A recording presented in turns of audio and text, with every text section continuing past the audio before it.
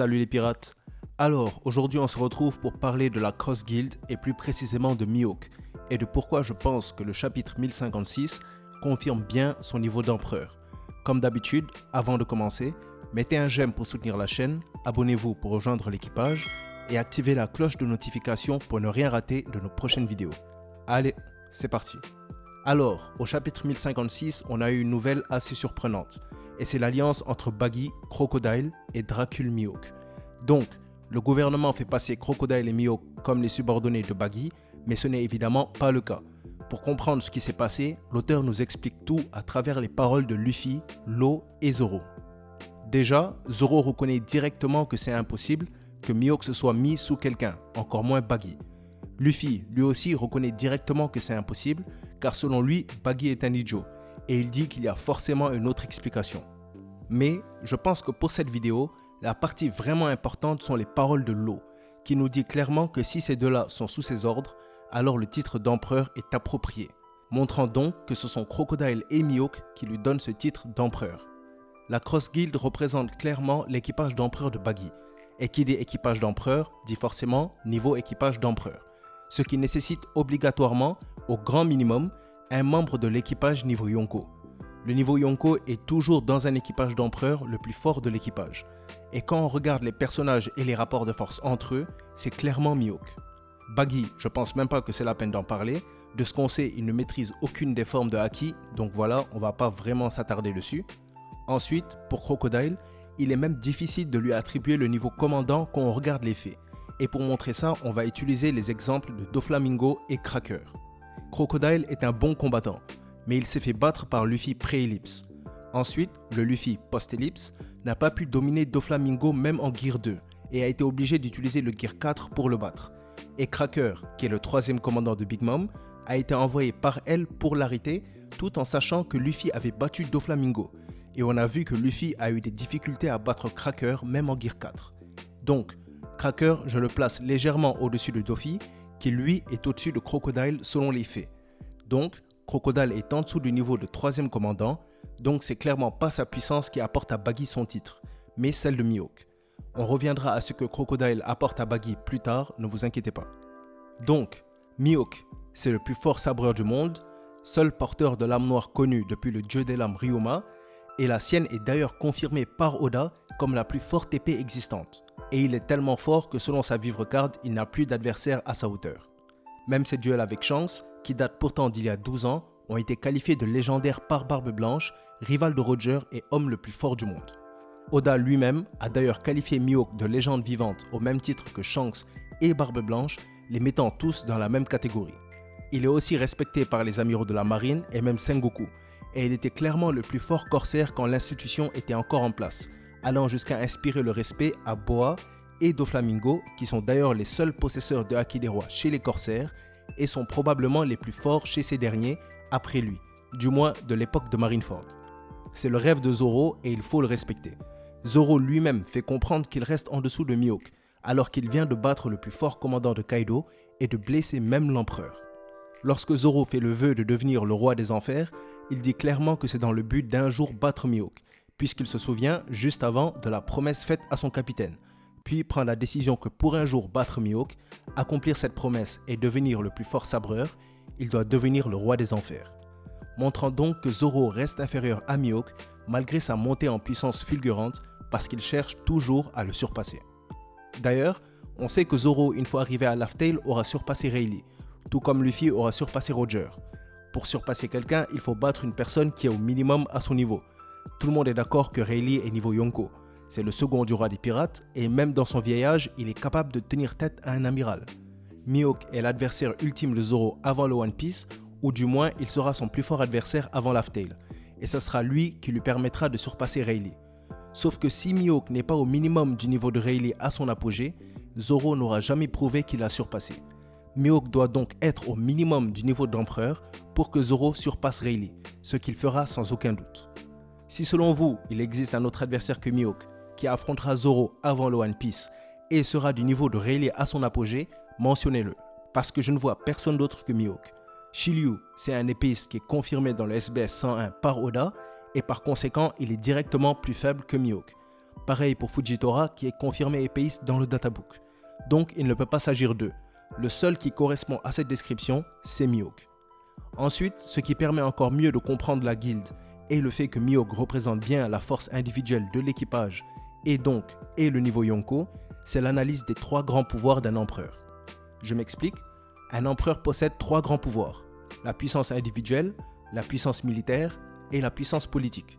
La puissance individuelle décrit la force ou la capacité combative individuelle, la puissance militaire décrit la flotte, et enfin, par puissance politique, j'entends l'influence qui peut se traduire par les connexions, l'argent et les territoires.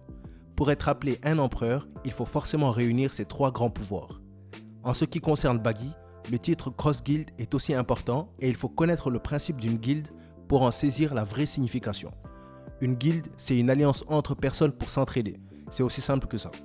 L'eau nous prouve que Mihawk et Crocodile permettent à Buggy de passer empereur et en fait, c'est parce qu'ils lui permettent, à travers cette guilde, de rassembler les 3 grands pouvoirs d'un empereur.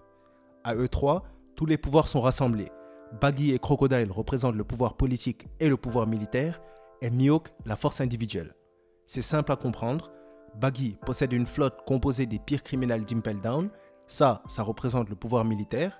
Il est également le marchand d'armes numéro 1 du monde depuis la chute de Doflamingo et donc détient un pouvoir économique expliquant son surnom de Buggy aux 1000 pièces d'or et expliquant aussi comment il peut mettre des primes sur les membres de la marine.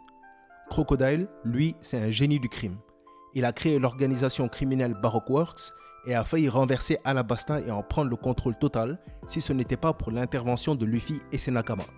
Il possède aussi des relations avec la pègre qui lui ont permis de lancer un trafic de dance powder à Alabasta. Sans parler des connaissances qu'il a sur les armes antiques et sur les poneglyphes qui pourraient servir à Buggy dans sa quête de devenir le roi des pirates. Donc, c'est son génie, ses connaissances, son influence et ses connexions qui le définissent dans cette guilde. Et Mihawk, quant à lui, représente la force de frappe individuelle. N'ayant ni territoire, ni influence, ni de flotte, il est connu en tant que pirate solitaire, porteur du titre du plus fort sabreur et rival de l'empereur Shanks. Mihawk est clairement celui qui représente la force individuelle dans le groupe. On voit donc qu'à eux 3, ils rassemblent les 3 pouvoirs d'un empereur. Buggy et Crocodile représentent le pouvoir politique et le pouvoir militaire simultanément, et Mihawk représente la force individuelle. Et c'est l'union de ces 3 pouvoirs qui a donné à Buggy le titre d'empereur, expliquant donc les paroles de l'eau. Donc, étant le seul capable de représenter la force individuelle dans l'équipage d'empereur, et étant le plus fort dans ce dernier, Mihawk est donc clairement obligé d'être au niveau d'empereur. Soyons honnêtes, si un Yonko débarque, c'est ni Buggy ni Crocodile qui vont l'affronter, mais Mihawk. Maintenant, on va parler rapidement des contre-arguments présentés contre Mihawk, et on va voir qu'ils ne tiennent pas debout. Certains d'entre eux, j'en ai déjà parlé dans d'autres vidéos, mais il va falloir les répéter pour ceux qui n'étaient pas présents. Déjà, concernant ses paroles à Barbe Blanche, l'auteur nous dit clairement qu'à son arrivée à Marineford, Barbe Blanche est le pirate le plus fort du monde. Quand Mihawk dit qu'il veut voir quelle est la distance entre lui et Barbe Blanche, ça n'enlève absolument rien à sa force, puisqu'étant le plus fort pirate du monde, il y a une distance entre tous les pirates et Barbe Blanche, y compris les autres empereurs. Ensuite, Jaws. Certains disent que parce que Mihawk n'a pas pu couper Jaws, il n'est pas au niveau des empereurs. Mais c'est oublier une chose très importante que l'auteur nous enseigne à Alabasta. Certains matériaux ne peuvent être coupés qu'en utilisant le souffle ou, si vous préférez, le haki de l'armement. Le diamant étant le matériel naturel le plus résistant sur Terre, il fait clairement partie de cette classe. Donc, évidemment que Mihawk ne va pas couper Jaws sur un slash lointain destiné en plus à Barbe Blanche. C'est exactement ce qui s'est passé avec Mr. One. En visant Luffy avec un slash lointain, Mr. One, qui est fait de métal, a réussi à le bloquer. Mais dès que Mihawk l'a attaqué directement avec son haki, il est tombé en un clin d'œil.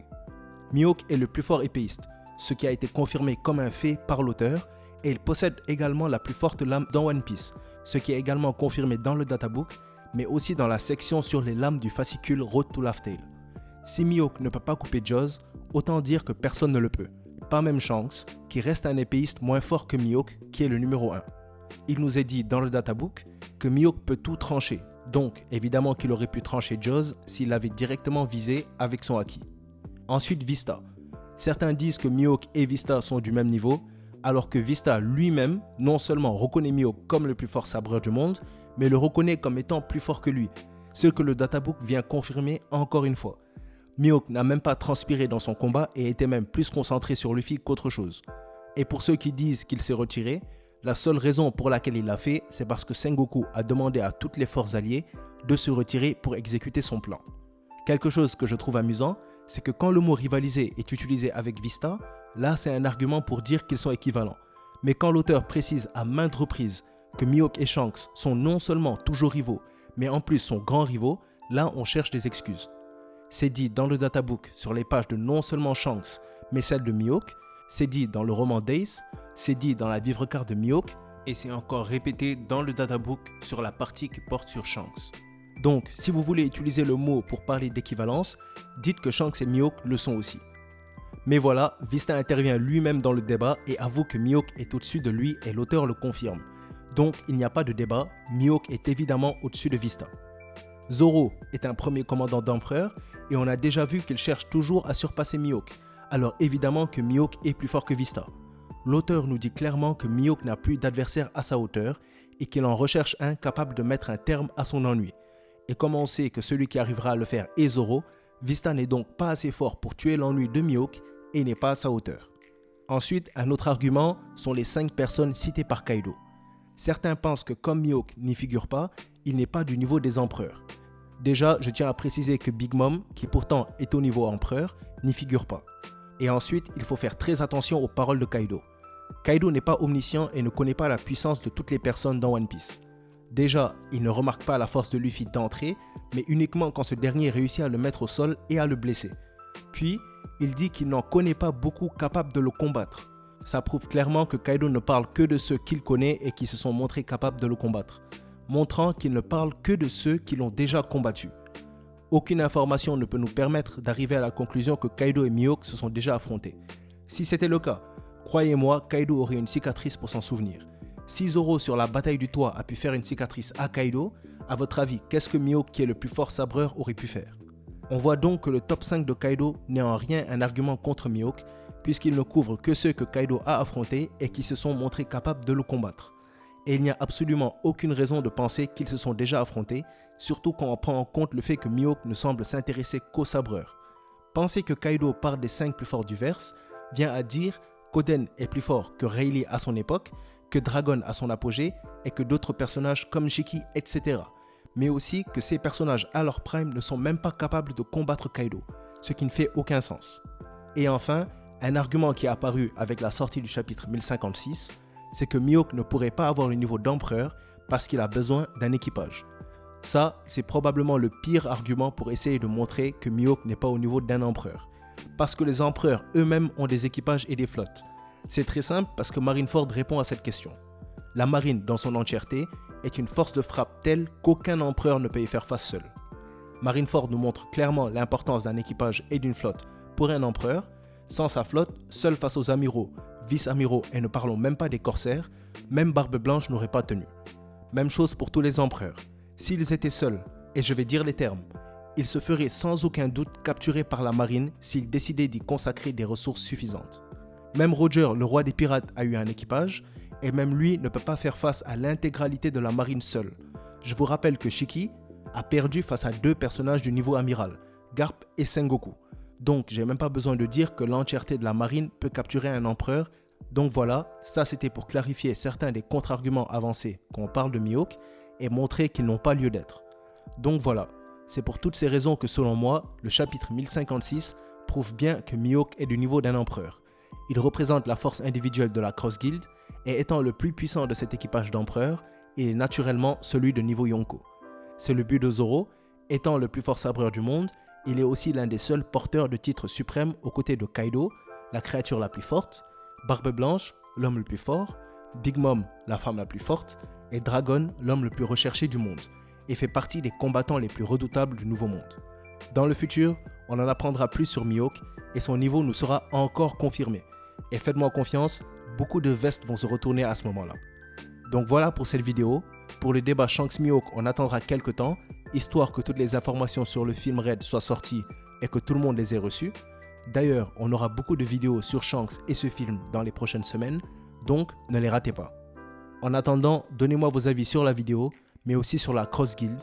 Est-ce que Mihawk est de niveau Yonko selon vous? Comment est-ce que la Cross Guild s'organise? Partagez toutes vos pensées avec nous en commentaire. Si vous avez aimé la vidéo ou qu'elle vous a appris quelque chose, mettez un j'aime, n'hésitez pas à la partager, abonnez-vous pour rejoindre l'équipage et mettez la cloche pour ne rien rater de nos prochaines vidéos. N'oubliez pas, si on s'est croisés aujourd'hui, c'est le destin qui l'a voulu. La vidéo touche donc à sa fin, merci d'avoir suivi. C'était Mangamonde et comme d'habitude, c'était un plaisir de faire cette vidéo pour vous. À bientôt les pirates.